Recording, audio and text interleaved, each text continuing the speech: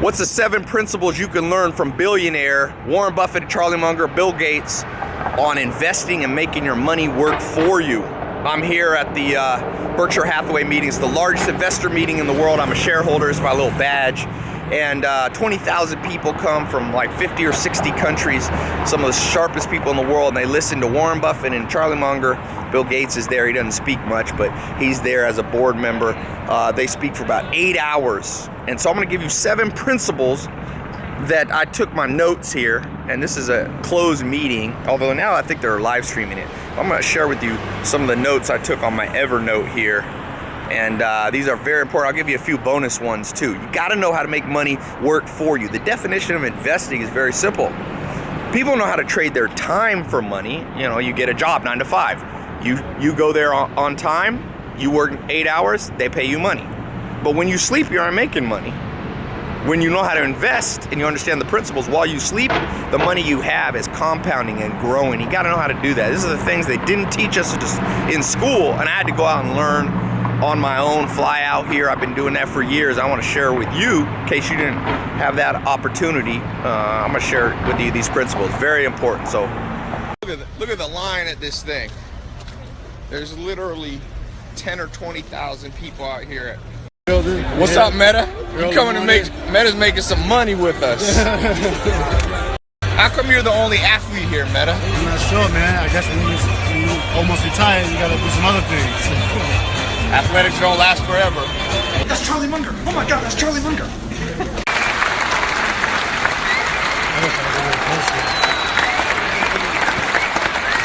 There's a lot of misinformation about investing. A lot of people think it's just, day trading stocks or flipping real estate, and all those things can work, but you got to understand the fundamentals. Just like soccer, you got to understand, the basics before you get to the advanced stuff. Just like basketball, football, every great sport is about fundamentals, and Warren Buffett really is about the fundamentals. So the first thing he talked about, he showed a diagram of the great baseball player Ted Williams, and it showed all the places that the pitcher can throw the ball and that he could hit it. I think he divided it into 70 areas that he could, hit the ball, hit a pitch.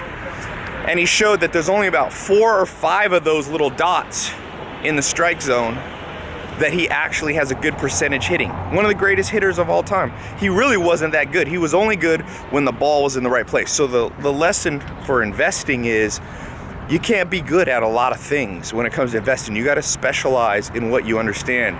So you can't, you could apply this. Let's say you're investing in the stock market. Do you really want to know tech stocks? Do you want to know large cap stocks, small? Do you want to do index funds? Do you want to be active trading? Where do you make money? Well, when you're starting out, you got to experiment a little bit, and then you got to pay attention to where you get a lot of home runs and kill the rest. And I see that with business. Entrepreneurs forget that principle. They are successful in one business, so they think they'll be successful in a lot of business as well. Going back to the sports analogy, the great Michael Jordan, possibly and probably the greatest basketball player of all time, he tried to play baseball. He wasn't good at it.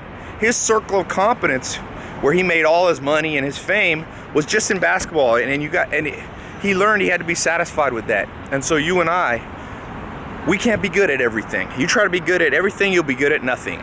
Confucius said, "The man who chases 2 rabbits catches none." So I thought that was a great principle. Number 1 is to focus on your circle of competence. Break time. I think somebody's gonna steal our seats. They're gonna steal our seats. You know, I had to stop by the book section. This is an amazing book right here. So you wrote a book about mentors, including Warren Buffett. Yeah. So to get Warren Buffett, the secret is to never say no. Is that how you got him? Absolutely. You didn't give up? I didn't give up. And you got 10 minutes with the man himself. I got rejected by everybody before getting into everybody in this book. Seriously. That's awesome. Number 2, they were talking about all the scandals that there's been recently in business with Wells Fargo, which is one of the things Warren Buffett and them own. And they said, well, when it comes to problems in your life or in your business, obviously an ounce of prevention is better than a pound of cure, meaning it's better to not have the problem by preventing it to start with. But what Warren Buffett said is, when a problem arises, deal with it quickly. And I think you can apply that to everything. You got someone in your life annoying you, go speak to them right away. He said problems don't go away. If you're in business, you have a weakness in business and you just kind of ignore it, like a lot of entrepreneurs, they don't keep their accounting up because it's the pain in the butt, it's not fun. But you can't ignore that problem. Deal with it because it won't go away. It'll get worse over time, not better.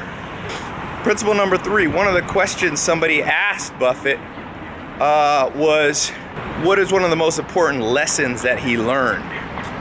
And he said, a life of continuous learning is the life that's well lived.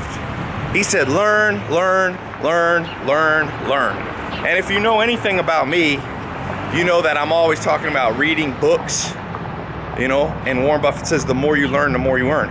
But these guys, you know, Buffett is 86 or 8 or something like that. Munger's 93. Bill Gates is, what is Bill Gates? Almost 70 or in his 60s. Guess what? He said, even at that age, they're not satisfied with what they know. And they said the good decisions they've made recently, they wouldn't have known to do even 10 years ago. So even billionaires are going, we can't rest on the education we have. That's why I always say lifelong learning. I don't care if you got a college degree, that's great. That means you learned at some point. The question is, what are you learning right now? People forget about that. That college degree is gonna become outdated. Stephen Johnson wrote a book called, I think it's Where Good Ideas Come From. He said at the speed of change in the world, everything you learn basically becomes outdated by at least 20%. That means every 5-6 years, most of what you know no longer works. So it's a great principle. I think that's what, number 3 I learned. Number 4, you can't catch all the investments. You're gonna miss some of them, and you gotta be okay with that. Charlie Munger and Warren Buffett said they missed out. They didn't invest in Amazon and Google. They said they should have, but they missed it. They had a blind spot. They had a weakness. So Munger specifically said, we will keep missing them, but our secret is we don't miss them all. So when it comes to investing, a lot of people are always having FOMO, fear of missing out. They're always looking back, regretting, oh man, my friend invested in this, I didn't invest in it, I lost out. No, you didn't. You just gotta remember to catch a few of them. You don't need a lot of wins to make a lot of money as an investor. You just need a few. I think that a life properly lived is it's just learn, learn, learn all the time. And I think Berkshire's gained enormously from these investment decisions by learning through a long, long period. Every time you appoint a new person that's never had big capital allocation experience, it's like rolling the dice. And I think we're way better off having done it so long. But the decisions blend. And the one feature that comes through is the continuous learning. If we had not kept learning, you wouldn't even be here. So the next principle is related to what I talk about being a lifelong learner to be a great investor, but he said this is an interesting point. Charlie Munger, business partner Warren Buffett, said, while we do learn new things, we're sure not to unlearn the old tricks. And that's important. Sometimes people are so interested in catching new stuff and finding new stuff, they forget some of the old school principles at work. So whatever you learn in life, I actually do this. I keep an Excel spreadsheet with the most important life lessons I've learned, and I try to go back and review those. You can't unlearn stuff, and people do that. That's the people making the same. It's okay to make a mistake once. Try not to make the same mistake 100 times. And I've been guilty of that, and most people are. But one of the tricks for great investors that make billions, they're kind of a one mistake learner, not a 600 mistake learner like the average person. Here's an interesting point that he brought up about business, which is a kind of a business specific trick. He said healthcare costs are the tapeworm of American businesses. And I think you can apply this because this is a political question. People are asking about Obamacare and Donald Trump and all that, new change to the healthcare. And basically, I think the lesson there is physical health. I see so many people, entrepreneurs, business people, even investors, they let their health go down. You let your health degrade, it's slowly like a tapeworm, is a parasite on your productivity. Keep your physical health up. If you're a business owner, incentivize, pay for, free gym memberships for your employees. Don't let that healthcare cost creep up. Boy, the human body wants the, as Sigmund Freud said, the death and dissolution of the human body, the decay. All right, that's the next principle. Keep your physical body up. So Kansas City real estate investing, you said top 10 in the U.S. Top 10 for cash. $60,000 for a house, and $850 you can get for rent. $850 rent. That's a great ratio compared to LA, Midwest. This question comes from a longtime shareholder who I should tell you accosted me last night in the lobby of the Hilton Hotel with this question. Warren, for years you stayed away from technology companies saying they were too hard to predict and didn't have moats. Then you seemed to change your view about technology when you invested in IBM, and again when you recently invested in Apple.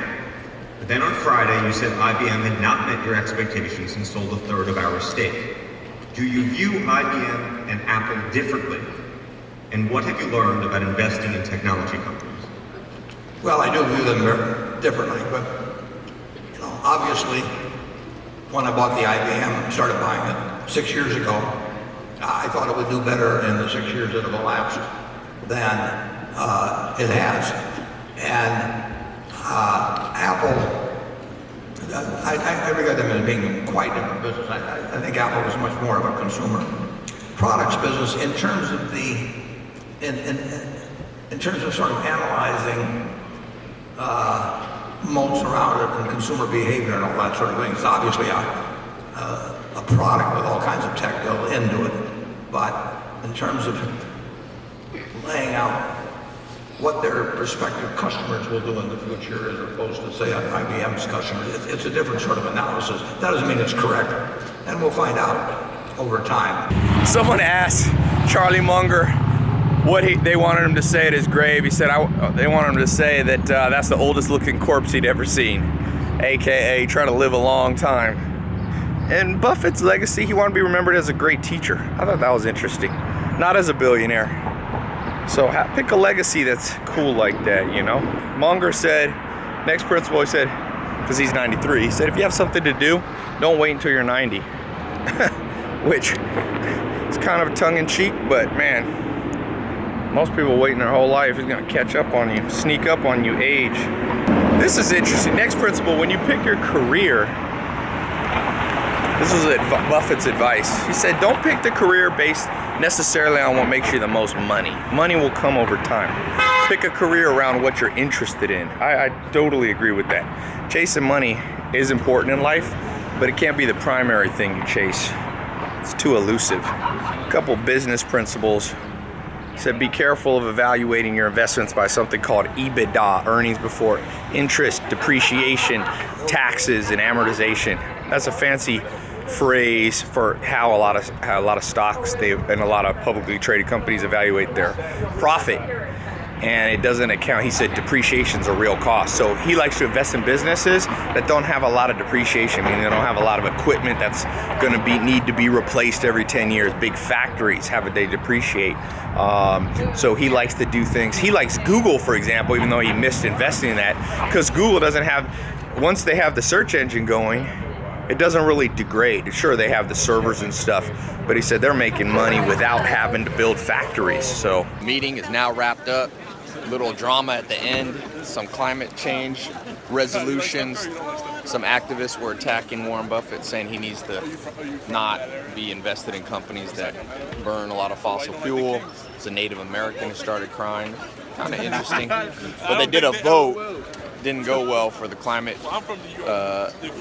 change advocates. 5,000 votes for, 500,000 against. So it's probably not the right forum for that.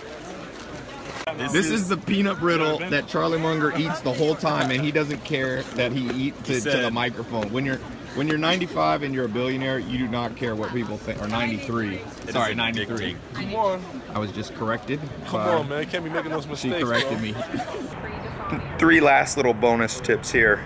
Talking about free trade, because there's a lot of talk about NAFTA, and you saw the presidents debating this in the presidential election, and what Charlie Munger said is capitalism will always hurt a few while it benefits the greater society.